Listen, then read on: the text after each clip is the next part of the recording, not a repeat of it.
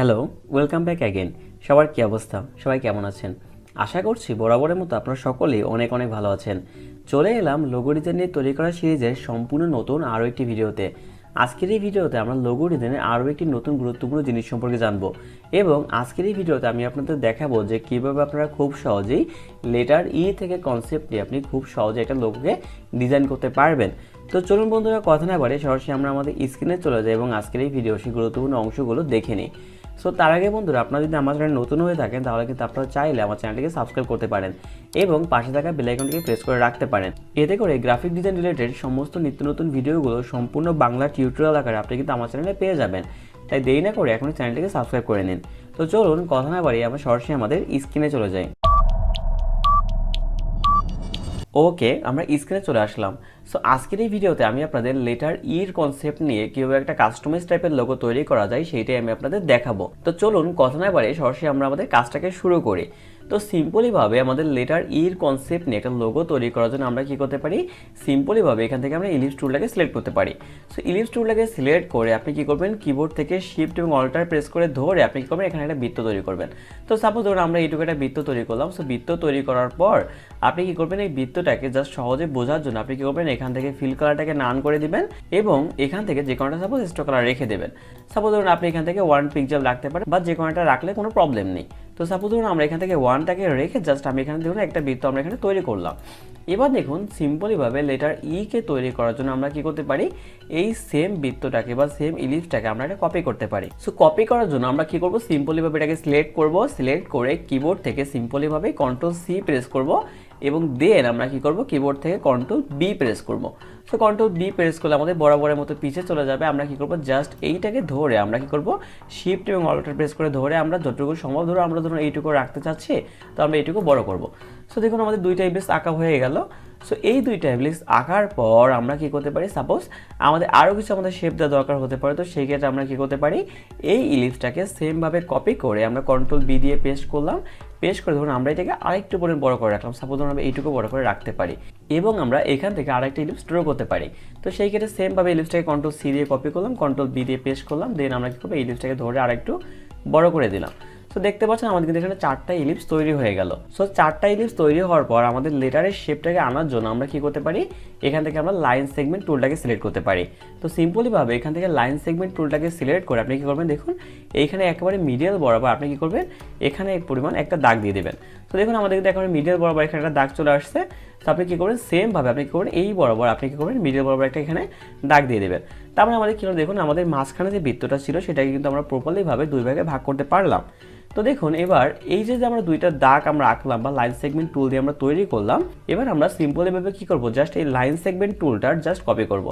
তো তখন এই লাইন সেগমেন্ট টুলটাকে আমরা অল্টার প্রেস করে ধরে জাস্ট আমরা কী করবো, দেখুন উপরে এটা কপি করলাম এবং সেমভাবে আমরা কী করবো, এটাকে ধরে আবার নিচে একটা কপি করবো।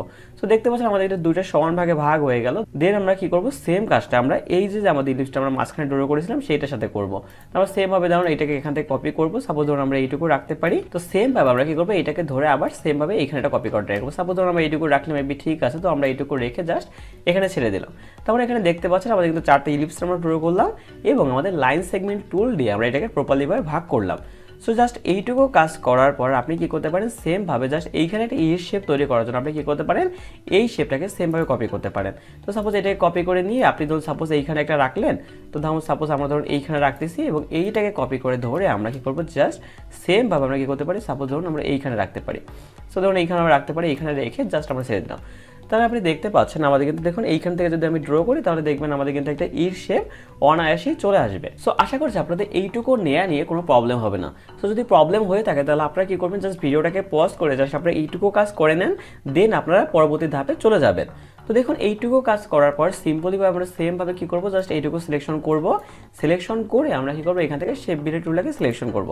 শেপ বিল্ডার টুলটাকে সিলেকশন করে দেন এখান থেকে আমরা কী করবো, অবশিষ্ট কালারটাকে নান করে দিব এবং ফিল আপনার যে কোনো একটা পছন্দ মতো কালার আপনি নিতে পারেন। সাপোজ ধরুন আমরা আপাতত ব্লু কালারটা দিতেছি যাতে করে আপনাদের প্রপারলি বুঝতে সুবিধা হয়, বা আপনি এখান থেকে যে কোনো একটা কালার আপনি নিতে পারেন। সো নেওয়ার পর এবার আমরা কী করবো, আমরা একটা ই শেপ ড্র করবো। সো এটা করার জন্য সিম্পলিভাবে আপনি কী করতে পারেন, সাপোজ ধরুন আমরা এইখান থেকে ড্র করতে পারি। সো এইখান থেকে ড্র করে আপনি কী করবো, ধরুন এইখান থেকে আমরা ড্র করলাম, দেন আমরা এইখানে গেলাম, দেন এইখান থেকে আমরা ধরুন ঘুরিয়ে আমরা এইখানে আনতে পারি। তো সাপোজ আমরা এটাকে বারবার করা ট্রাই করবেন যাতে করে আপনাদের প্রপারলিভাবে কোনো ধরনের কোনো জায়গায় কোনো প্রবলেম না হয়। আমরা কি করবো, জাস্ট এইটাকে ড্রাগ করে আবার এখানে বাড়াতে পারি এবং দেন আমরা কি করতে পারি, এইটুকু আমরা গ্যাপ রাখতে পারি। এইখানে গ্যাপ রাখার পর আমরা কি করতে পারি, সাপোজ এইখান থেকে ড্রাগ করে আমরা এইখানে আনতে পারি, দেন আবার সেম ভাবে আমাদের এই দাগটা বরাবর এনে দেন আমরা এখানে যাব, দেন গিয়ে এইখানে ড্রাগ করব। সো দেখতে পাচ্ছেন আমাদের কিন্তু এই যে বাইরের যে শেপটা ছিল সেটা কিন্তু আমাদের অলরেডি তৈরি হয়ে গেল। সো বাইরের শেপটা তৈরি হওয়ার পর আমরা কি করবো, ভিতরে যে শেপটা আমাদের ছিল সেই শেপটাকে তৈরি করব। তো সেই শেপটাকে তৈরি করার জন্য সিম্পল এভাবে কি করবো, দেখুন আমাদের এই যে গ্যাপটা আছে আমরা এই গ্যাপটাকে বাদ দিয়ে আমরা কি করবো, এইখান থেকে ড্রাগ করব। তো দেখুন আমরা এইখান থেকে ড্রাগ করলাম এবং দেন এইখান থেকে ড্রাগ করে নিয়ে আমরা জাস্ট এটাকে মিশিয়ে দিলাম। এবার এইটুকু মিশানোর পর আমাদের দেখুন এইখানে আমাদের যে ই শেপটা ছিল সেইটা আমাদের দেওয়া লাগবে। তো আমরা কি করবো, সিম্পল এভাবে জাস্ট এইটাকে এভাবে সিলেকশন করে দেবো। সো এইটাকে জাস্ট এইখানে মিশানোর পর আপনারা দেখতেই পাচ্ছেন আমরা ঠিক যে লোগোটা তৈরি করতে চাচ্ছিলাম সেটা কিন্তু আমাদের খুব সহজেই তৈরি হয়ে গেছে। সো তৈরি হওয়ার পর আপনি কি করবেন, সিম্পলিভাবে এটাকে জাস্ট এখানে সিলেক্ট করবেন, দেন এটাকে সিলেক্ট করবেন, দেন আপনি এটাকে সিলেক্ট করবেন, সিলেক্ট করে জাস্ট এটাকে কন্ট্রোল জি দিয়ে একটা গ্রুপ করবেন। গ্রুপ করে দেন আপনি কি করবেন, এটাকে একটা পাশে নিয়ে যাবেন বা সাইডে নিয়ে যাবেন। ধরুন আমরা একটু কন্ট্রোল মাইনাস দিয়ে ছোট করে দেন আমরা কি করলাম, এটাকে ধরুন সাইডে নিয়ে গেলাম। সাইডে নিয়ে আমাদের বাকি যেটুকু অংশ ছিল সেটুকু কী করবো, আমরা এখান থেকে ধরে ডিলিট করে দেবো। সো ডিলিট করে ধরুন আমাদের দেখুন আমরা যে শেপটা তৈরি করতে চাচ্ছিলাম সেটা কিন্তু আমাদের এখানে তৈরি হয়ে গেছে। সো এবার আমরা কী করবো, জাস্ট এইগুলোকে একত্রে ধরে আমরা কী করবো, এখান থেকে স্ট্রোক কালারটাকে আমরা নান করে দিব।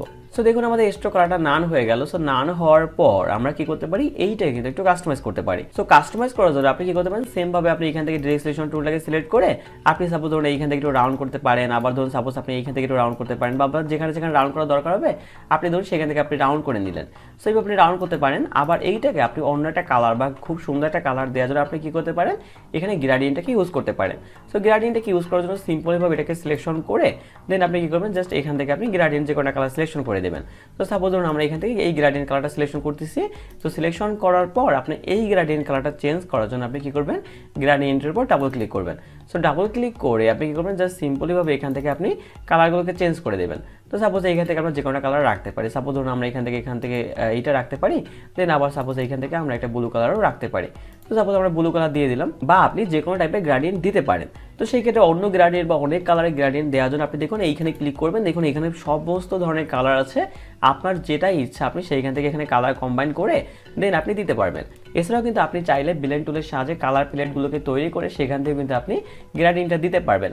সো ব্লেন্ড টুল দিয়ে কালার প্লেট কীভাবে তৈরি করতে হয় সেই ভিডিওটা আপনি অলরেডি দেখেছেন। সো আশা করছি সেটি নিয়ে আর কোনো ধরনের কোনো প্রবলেম হবে না। সো দেখুন আমাদের গ্রেডিয়েন্ট কালারটা দেওয়ার পর আমাদের লোগোটা কিন্তু প্রপারলিভাবে কমপ্লিট হয়ে গেল এবং আমরা কিন্তু লেটার ই নিয়ে আমরা খুবই সুন্দর একটা লোগো তৈরি করতে পারলাম। সো আশা করছি বন্ধুরা আজকের এই ভিডিওর মেইন টপিকটা বা মেইন উদ্দেশ্যটা আপনারা বুঝতে পেরেছেন এবং আজকের এই ভিডিও থেকে কীভাবে কাস্টমাইজ ভাবে আপনারা এই টাইপের লোগো তৈরি করতে পারবেন এবং বিভিন্ন ধরনের গ্রিড সিস্টেমকে ফলো করে বা বিভিন্ন ধরনের ইলিপস টুলকে ব্যবহার করে একই শেপে বিভিন্ন ধরনের জিনিস কীভাবে ডিজাইন করবেন সেটা আশা করি প্রপারলিভাবে আপনি এখান থেকে বুঝতে পেরেছেন। সো যদি প্রপারলিভাবে বুঝে থাকেন এবং আমার ভিডিওটি যদি ভালো লেগে থাকে তাহলে অবশ্যই ভিডিওটিতে লাইক, কমেন্ট আর শেয়ার করতে ভুলবেন না। এবং যদি ভিডিওতে কোনো বিষয়ে যদি বুঝতে প্রবলেম হয়ে থাকে এবং আমার ভিডিওতে যদি কোনো ধরনের কোনো সমস্যা হয়ে থাকে তাহলে অবশ্যই একজন শুভাকাঙ্ক্ষী হিসেবে আপনি চাইলে কিন্তু আমার ইউটিউবের কমেন্ট বক্সে কমেন্ট করতে পারেন এবং আপনি চাইলে কিন্তু সরাসরি আমাদের ফেসবুক গ্রুপে কিন্তু যোগ হতে পারেন। এতে করে আপনি সরাসরি আমাদের সাথে যোগ হতে পারবেন। সো এতক্ষণ আমার সাথে ধৈর্য সহকারে থাকার জন্য আপনাদের অসংখ্য অসংখ্য অসংখ্য ধন্যবাদ। সবাই ভালো থাকবেন। সবার সুস্বাস্থ্য কামনা করে আজকের এই ভিডিও আমি এখানেই শেষ করছি। দেখা হবে লোগো ডিজাইনে তৈরি করা সিরিজের সম্পূর্ণ নতুন আরও একটা ভিডিও নিয়ে। ততদিন পর্যন্ত সবাই সুস্থ থাকবেন, ভালো থাকবেন। ধন্যবাদ।